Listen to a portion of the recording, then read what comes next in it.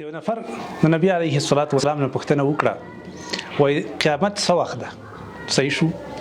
نو نبی علیه الصلاة والسلام هم ډېره ناشنا پوښتنه ترې نه وکړه، وایي د قیامت لپاره دې څه امادګي نیولې؟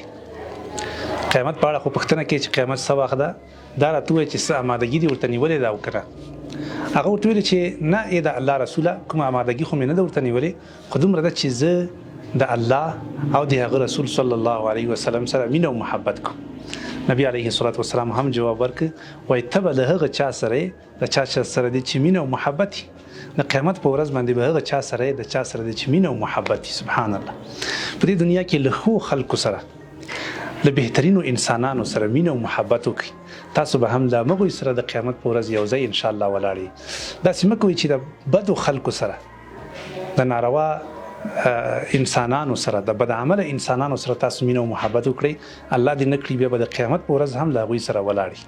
نو له ښو خلکو سره محبت د نجات یوه ذریعه ده. څومره هم چې تاسو کولی شئ انشاءالله مینه او محبت باید تاسو له ښو خلکو سره یي. د قیامت په ورځ باندې به هم انشاءالله د هغوی په صف کې بیا ولاړ یئ. السلام علیکم ورحمة الله.